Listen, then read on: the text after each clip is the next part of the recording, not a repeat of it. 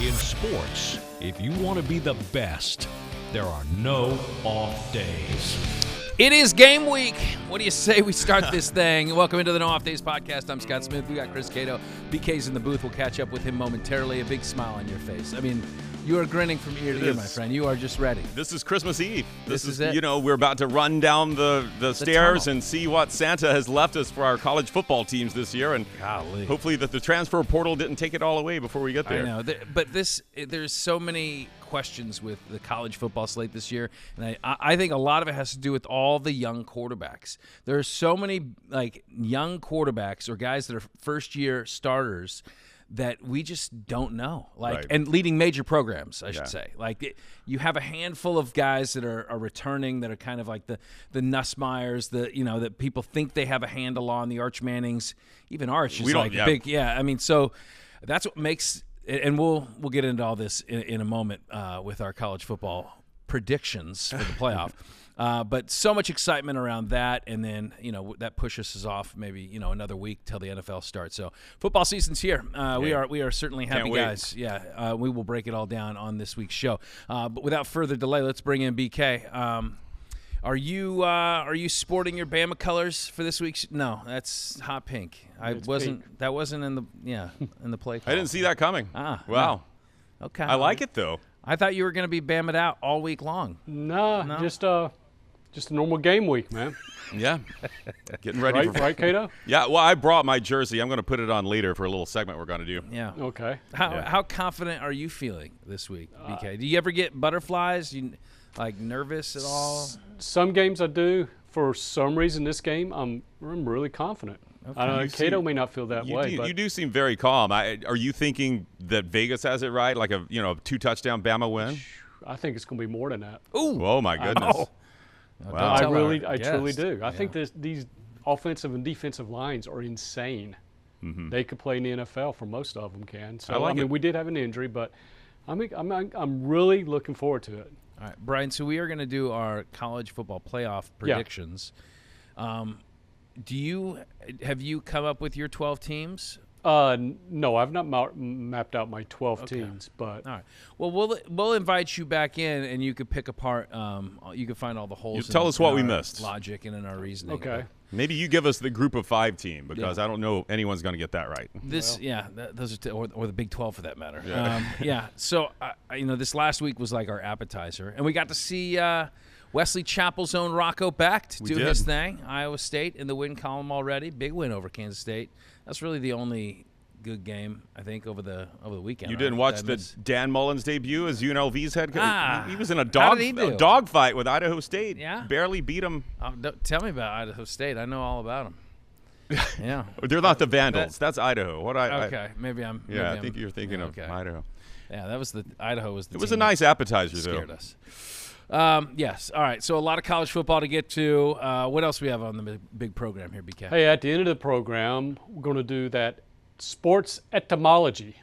Etymology, word I think origin. I taped this one last time we did. Yeah, but these are fun, and I learned something. I actually learned something from coming up with these. So hopefully you guys will too, man. Pretty interesting. Nice. I always do. Do we have any guests on today's program? Special guest today.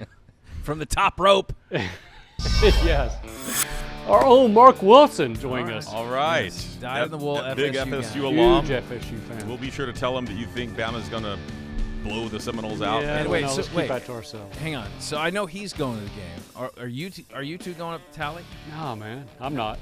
You know, the first big weekend of college football, that first Saturday slate, I enjoy going to games on campus, except it's way too hot in Florida this time of year to do that. Yeah. But I just don't want to miss all the other games that are going to take place. That Saturday on Fox, you got Texas and Ohio State. Yeah. You got Clemson, LSU that night. I want to sit on my couch is the best place to be on a college football Saturday. I would submit that my couch is the best place. Well, you haven't sat on my couch on a college football Saturday. It's true. I like to have the control of the remote, though, and Yes. I don't like to fight with anybody over that. All right, very good, BK. We'll catch up with you See you guys. momentarily. If you are listening and you want to watch, go to fox13news.com/nodpod. If you're watching and want to listen or subscribe, you can take out your phone, zap that QR code on the screen, and head to our show page. Feel free to leave a comment on our YouTube channel and a 5-star on iTunes. Please subscribe. fox13news.com/nodpod. All right, let's jump right into it. I know this is the episode that you have, I think, from the end of last season, so it was like probably end of January. You're like, okay, what show are we going to be doing our playoff predictions? Yeah, that's not the one I'm going to call out sick for. I had to be here for this. So without further ado, let's just jump into it. I don't know what the best structure of this is. If you want to give your 12, I'll give my 12, and we can ask each other deep and penetrating questions. Yeah, you can pick mine apart. And I'll say going into this, I was looking to be creative, but I ended up doing what I did in the last NCAA basketball tournament and picking all chalk, and it worked out pretty well for me. So I think I've picked a lot of favorites here that are going to show up on a lot of people's lists, but by doing that, it gives me the most chances to get a few right, I think. Sure. So I'm just going to start out with Penn State winning the Big Ten championship. I've got Clemson in the playoff after winning the ACC championship. I have Alabama in the playoff after winning the SEC. Yes, Brian. I have Utah returning to glory. Kyle Whittingham, they were really down last year, but I think they're going to, in this unpredictable Big 12, I think Utah's ready for a big comeback. Yeah. I have Ohio State would be your Big Ten runner-up, losing to Penn State in the Big Ten championship game, but making the playoff. I have Texas as your SEC runner-up. All about the arch, but it's that defense, that Texas defense, that's going to be one of the best in the country. I have Miami as your ACC runner-up. I don't think that's really too far-fetched, them and Clemson coming out on top. Then I had to, kind of figure out the rest of this field here, and it comes down to how many teams do I think from the SEC are going to get in, how many from the Big Ten. Last year we know the SEC was really disappointed to get only 3 teams in, thought there should have been more. But looking at these schedules, you start to look at like Georgia's schedule, and you could easily see 3 losses there. Or you look at LSU's schedule, you could see 3 or 4 losses. But I did put Georgia in. I think they are going to be – Georgia's always Georgia, right? Kirby Smart's going to have them ready to play. I think they do lose a couple. I think they beat Alabama, but I think they lose to Texas, and maybe they drop one somewhere else. So I've got Georgia in. I have Oregon in. I think Oregon, the non-conference schedule is a cakewalk, and then in your conference play in the Big Ten, they don't face Michigan, or they do play Penn State on the road. I think they lose to Penn State, but they don't play Ohio State. So I think it sets up well for Oregon. And so I've got Oregon in there. LSU I did put in, but I could easily see this either being a 10-2 LSU or an 8-4 because they open with Clemson, and I think they're going to lose that opener to Clemson. And then the SEC schedule, throws things at you like Bama, Ole Miss, kind of a gauntlet there. Florida, they play Florida. But I'm going to put LSU in because I do believe that the defense, which has held them back for the past couple of seasons, will be much better. And then with Nussmeier at the helm at quarterback, the offense shouldn't really go anywhere. And this is the one. I've given you 10. Now I'm putting. This is the. Where do I put? What do I do with Notre Dame? Right. That's the question. And you look at Notre Dame's schedule and you see that they open with Miami, and I do think Miami is going to get them there, but I think Notre Dame is probably going to run the table after that. Maybe an improved USC squad sneaks up and gets them, but still at 10-2, I feel like the committee is going to feel obligated to put Notre Dame in at 10-2. And that leaves me, who do I put in from the Group of 5 conferences, which would be the highest-ranked Group of 5 champion? And there are a few names that come to mind. Do I go back to Boise? There's a lot of talk about Liberty again, but I fell for that last year. Remember on this show when we all said Liberty was getting in? No, they flamed out. I think I'm going to go with Tulane out of the American. I trust, as you all often talk about, I trust the trajectory of a great coach. John Sumrall is a great coach. Could have left and taken the North Carolina job, but he didn't. He stuck it out. He lost some of his best players to bigger schools, but he's reloaded, brings in Retzlaff from the BYU quarterback that was kicked off of BYU's team. And I think Tulane's going to be they also have one of those schedules where if they do have a really good squad, they play at Ole Miss. They open with Northwestern, so they've got some Power 4 opponents where they could make a statement. And so that's why I'm going to put Tulane in there. All right, so let me go back to the tally. I got 4 SEC teams in. I have 3 Big Ten teams in, 2 ACC. We have a non-con in Notre Dame. We have 1 Group of 5, obviously, 1 Big 12, And that rounds it out. Yeah, you got it. Okay. All right. So I don't have many issues, but you did touch on one of the key differences, and we'll hit that momentarily. So here are my 12 teams. Out of the ACC, I don't have champs. I did not crown any champs here. Okay. But out of the ACC, I got Miami and Clemson. Out of the Big 12, I have Iowa State. I think Iowa State has a little bit more favorable.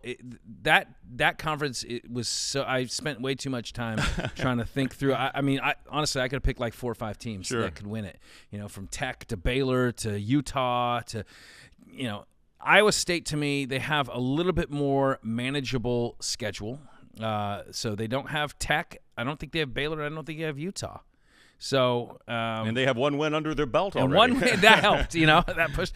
I know they have at least 1 win on their schedule. And so I leaned Iowa State. I think that they I like Rocco Beck, and I think that offense is going to be able to move it. And so let's go with the Clones.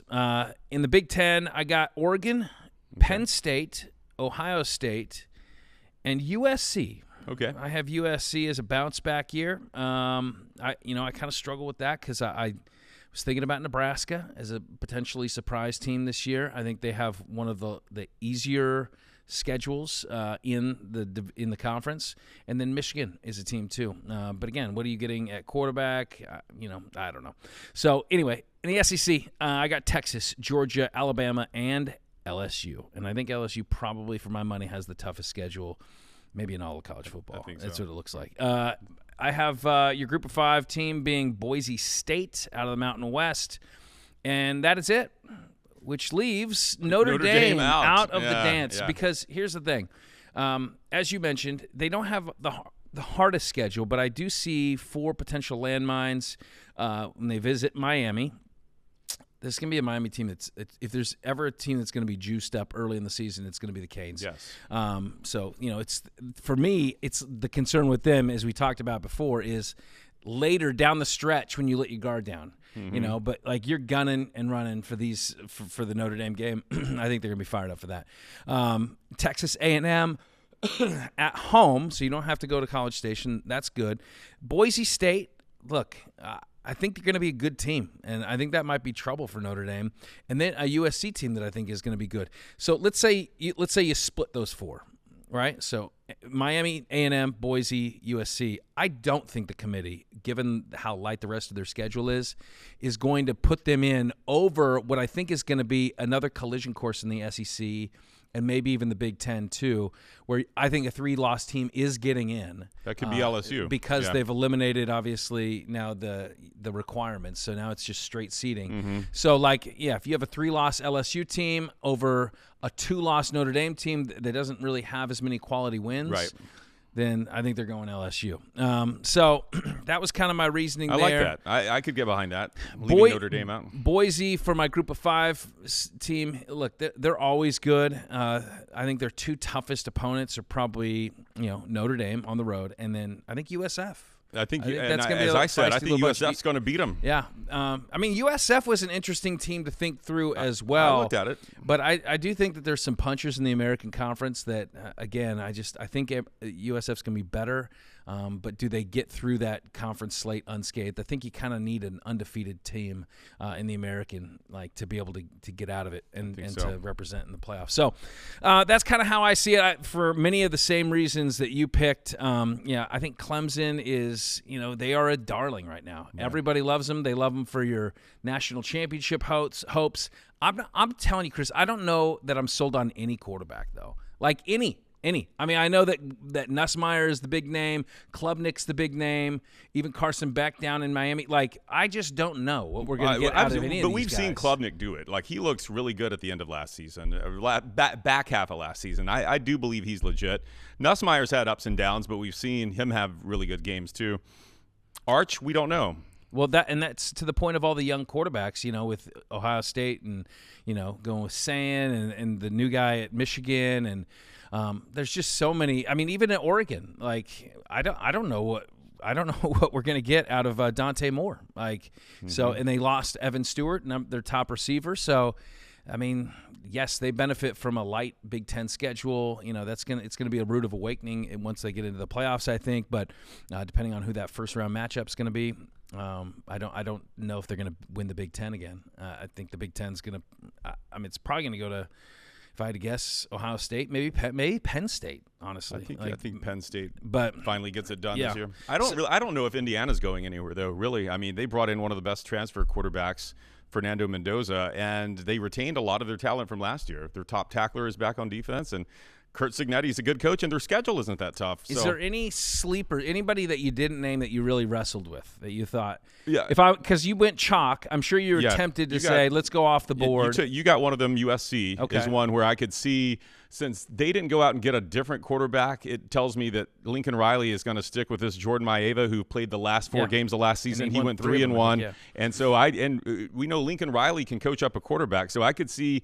Deonton Lynn, their defensive coordinator, is highly thought of. I could see USC giving people problems, and also I think Louisville might be really good this year with Coach Brom there. They should have a good squad. And they got the USC transfer whose name escapes me. Miller Moss, I believe. Miller Moss. Moss. And so those are 2 I thought of, along with Indiana. I did think, does Indiana just get back in there again? Now that they've got some street cred, it's easier to put an Indiana in, right? Yeah. I think so. I mean, and it does. I think it does help. Well, I think it mostly helps Group of 5 teams where you start in the rankings. You know, like your starting position.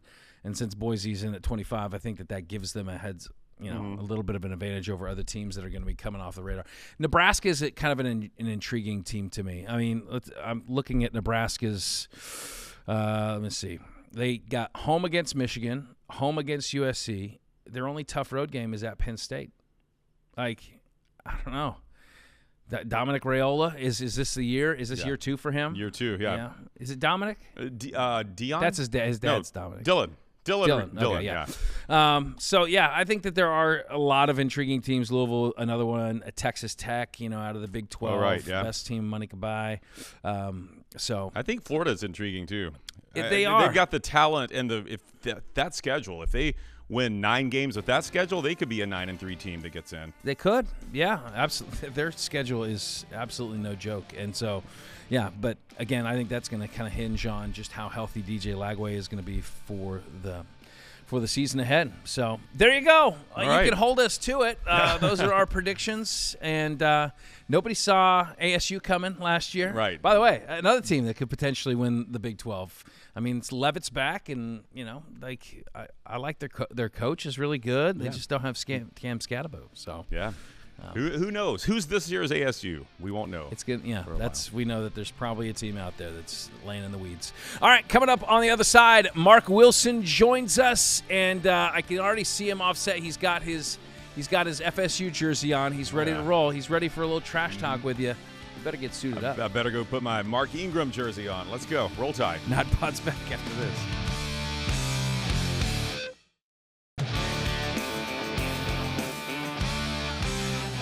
Welcome back to the No Off Days podcast. It is the Saturday 3:30 kick, and it's going down in Tallahassee. We have our resident homers with us, donning the appropriate attire. Are we so excited or what? It's Bama against Florida State.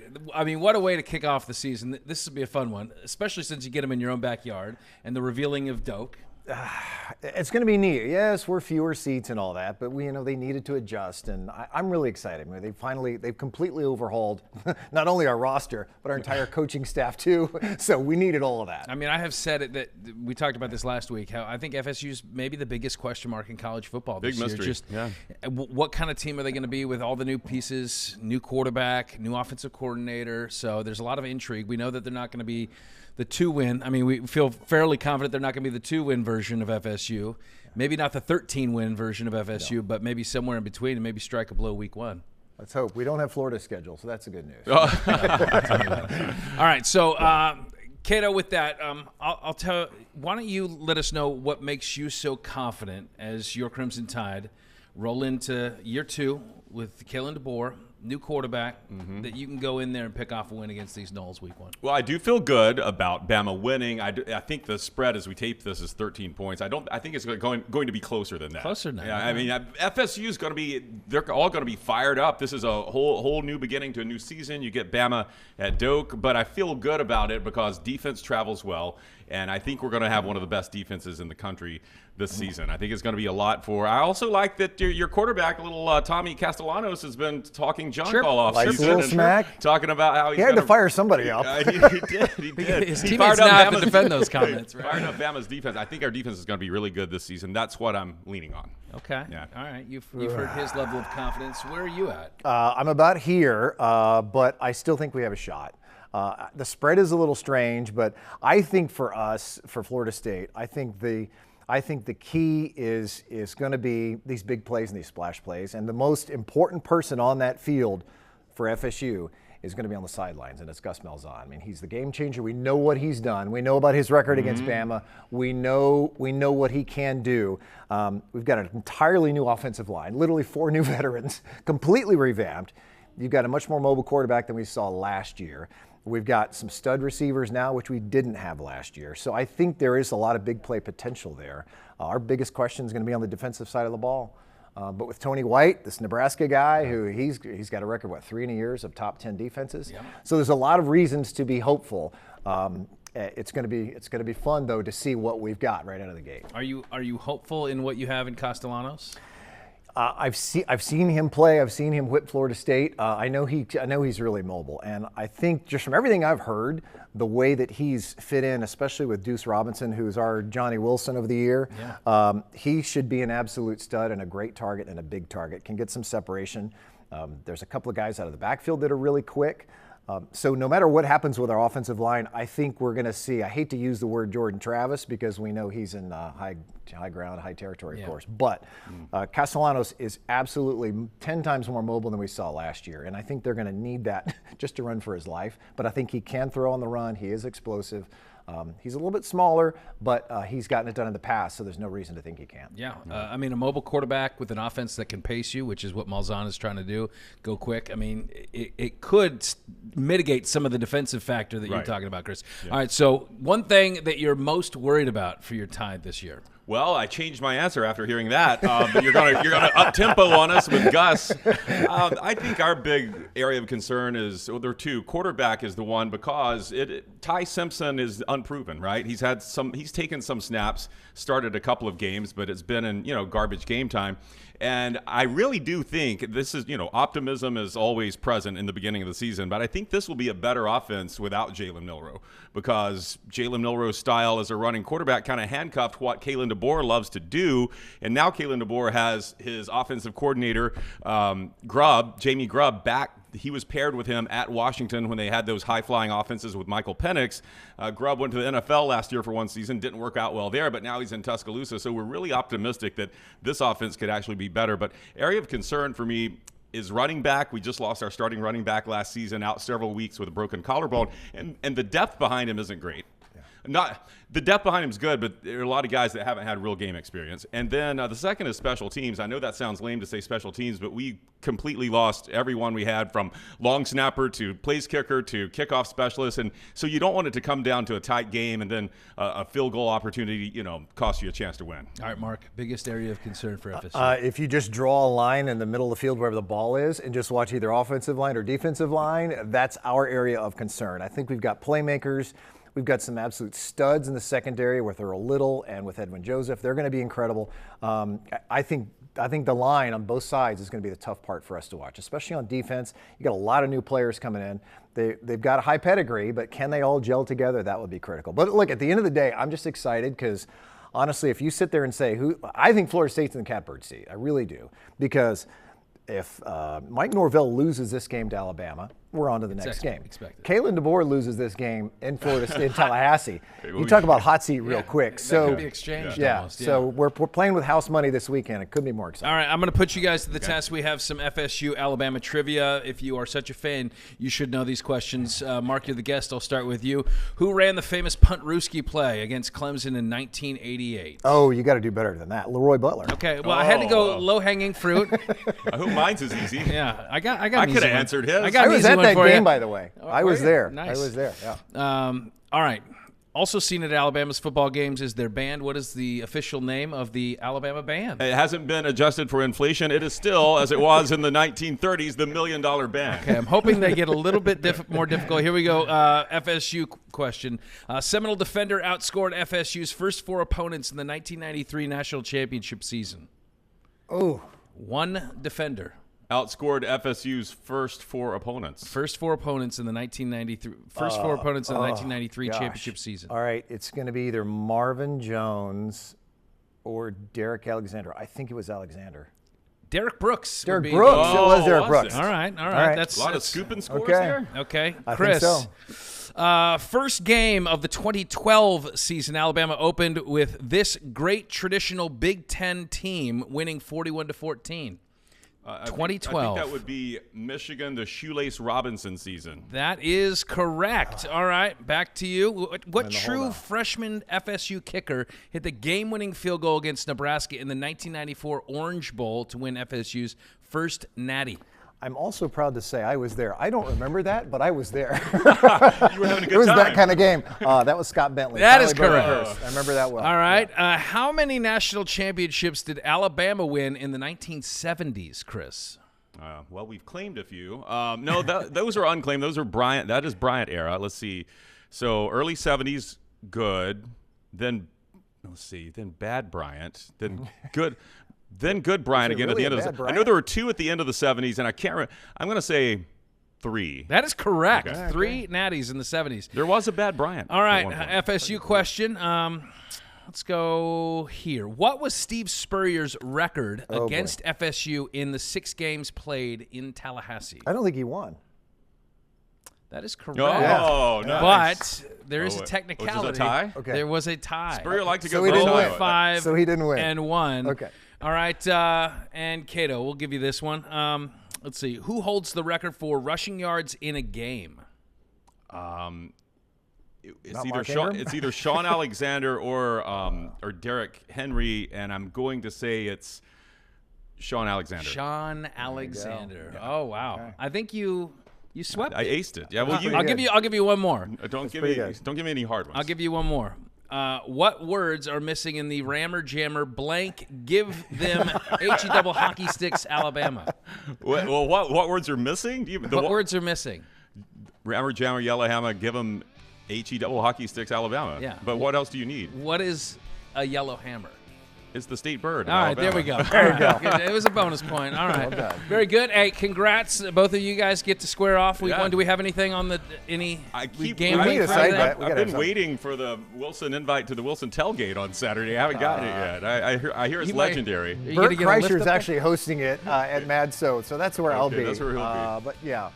We do need to side something going on. Friendly, swap jerseys for a day, maybe. Maybe a nice or a decent bottle of bourbon, but I'll give you some points. How about that? Sounds good. We're in. What do you want? 7 points? Is that good? I think 7 is fair because 13 and a half still is a much. Yeah. Come on, you got to be a little bit better negotiator, Mark. Come on, push it. Well, I mean, it is bourbon. He got my heart when he mentioned bourbon. No, I'll do 7. Is that fair? I want to be fair to you. I can't wait to watch that. Now they're going to win outright. If they win outright, you get nothing. Again, 3:30 on Saturday. Alabama and FSU kicking off the college football season. We thank Mark Wilson, our guest. Stay with us. More No Off Days podcast coming up on the other side. Got to get out of this jersey.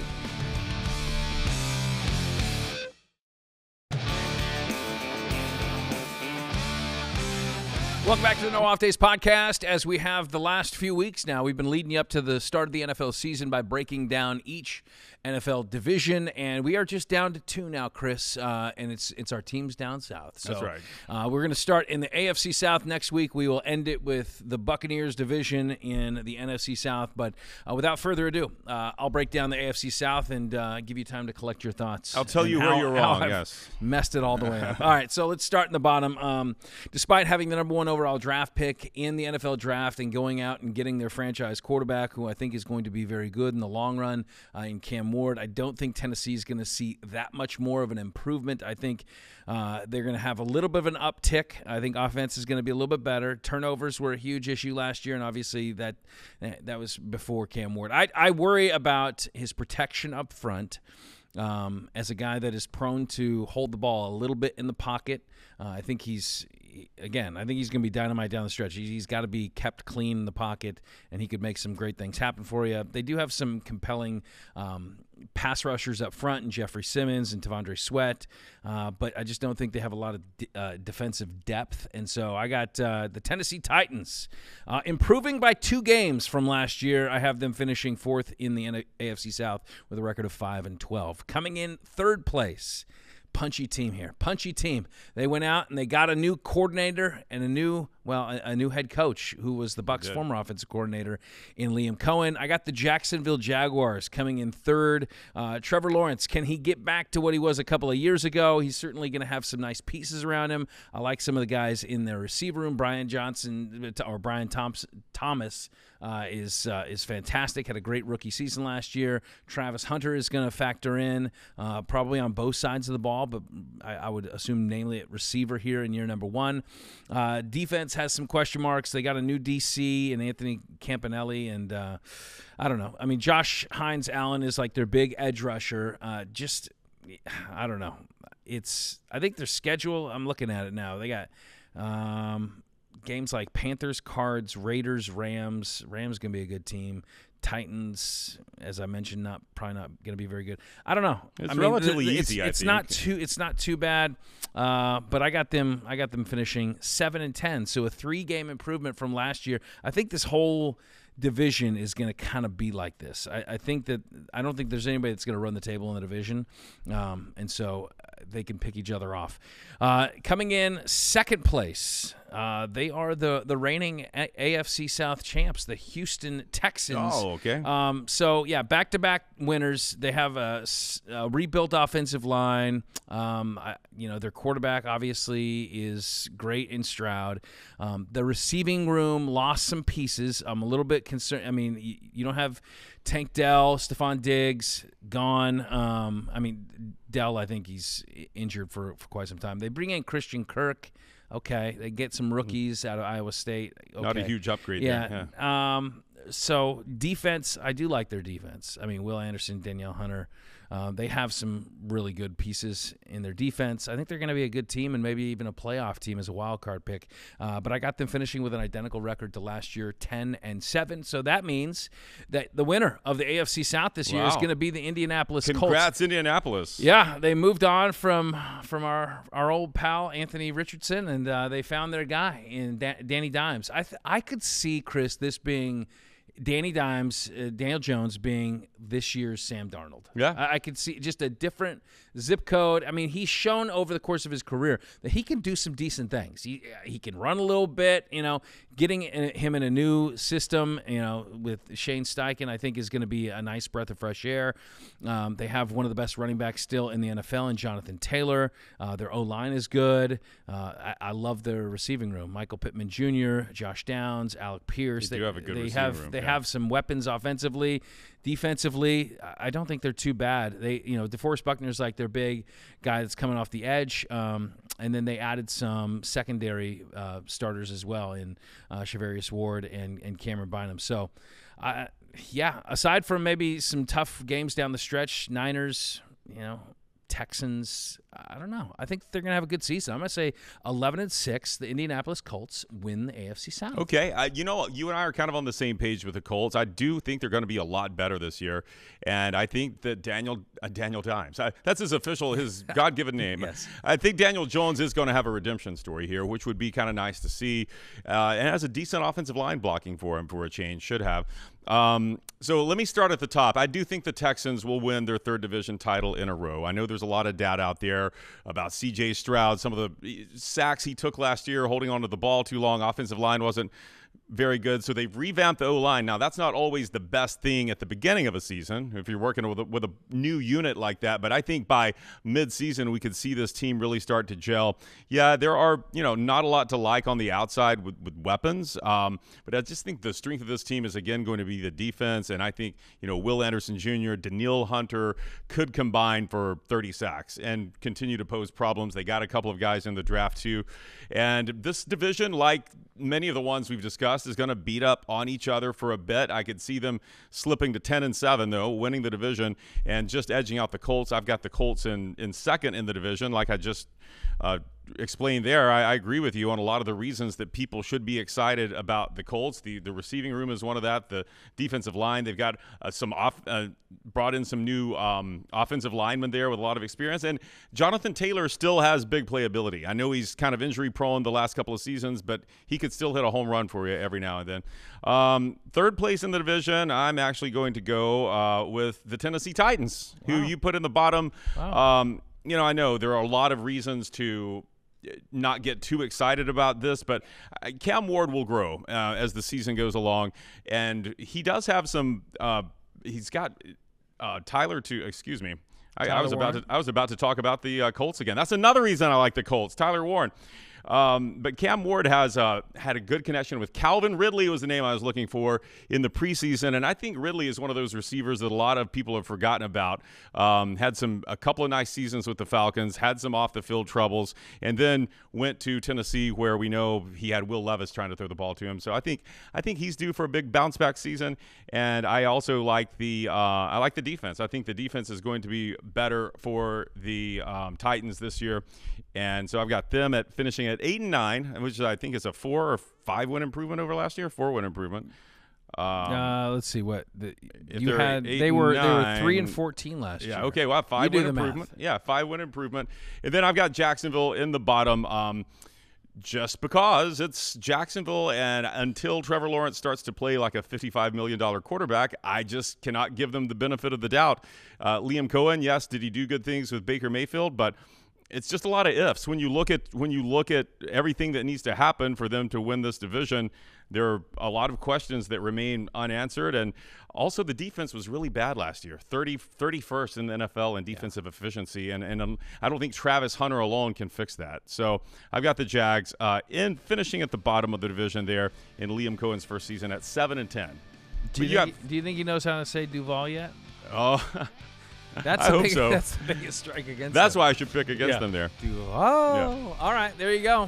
One more division to go, and that will be the NFC South next week as we get you ready for opening kickoff. Bucks at Falcons next week. That's exciting, too. All right, stay with us on the other side. It is sports phrase entomology. Oh, boy. I believe, again, study of insects. We keep at it here on the nodpod. That's next. Why do they call it a dugout?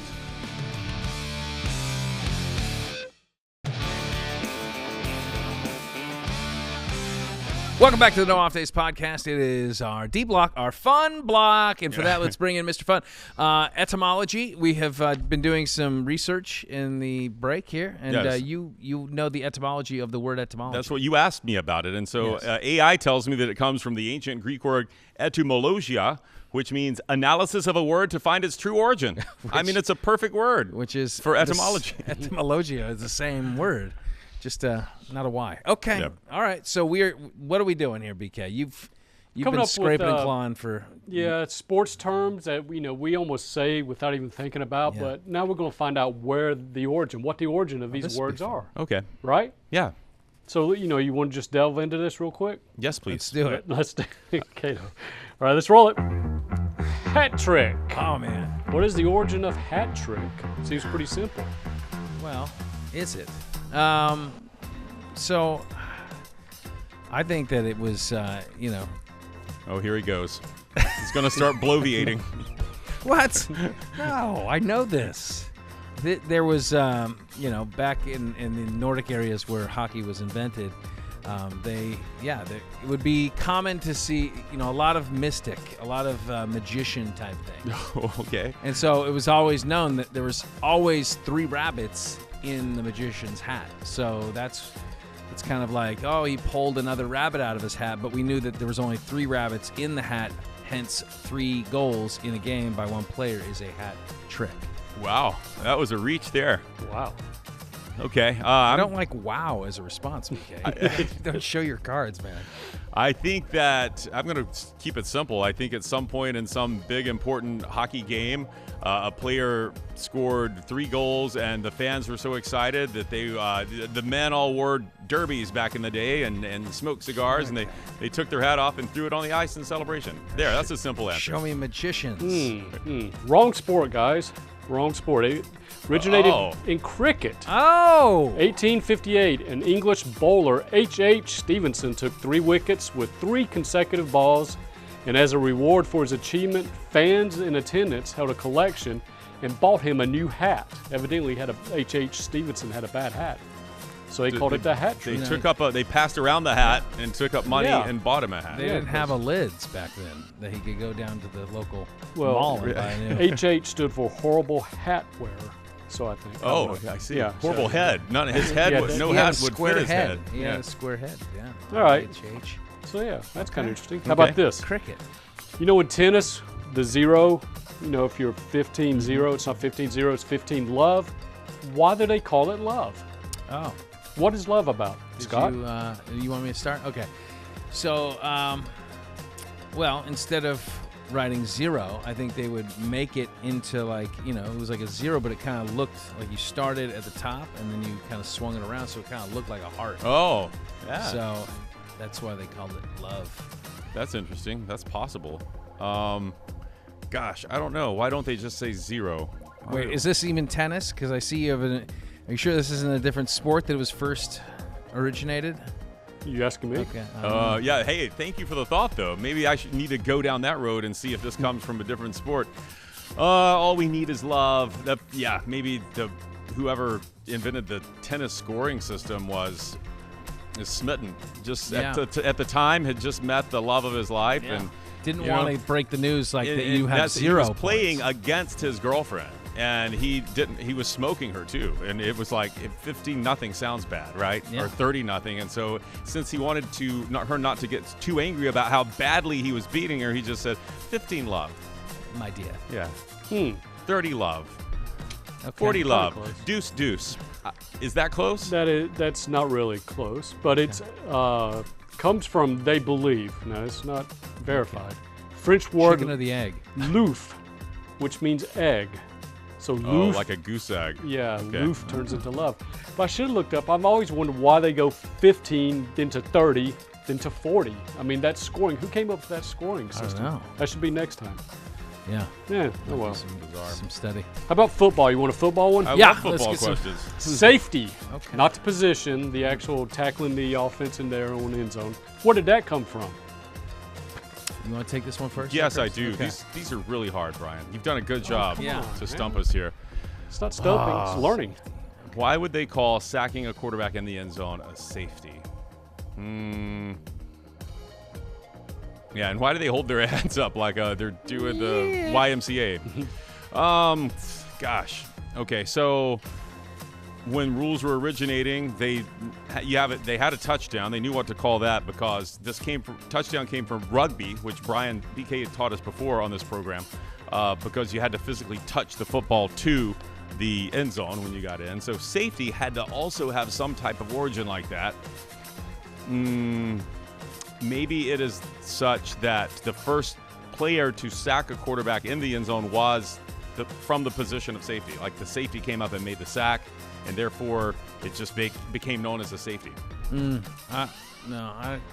going to say I think this had to do with quarterbacks potentially kneeling, and they did it to avoid the contact And if you did it in the end zone, though, then like you can't, they didn't want to get sacked. So they would drop and then they would kneel or fall or whatever. But they had to find a way to penalize it. So you thought that you were safe, but you weren't safe. Is it something like that? Like you were trying to down yourself? Kind of. Back in the late 1800s, 19th century there, when they were playing football, it was just a running game primarily. Running and defense, running and kicking.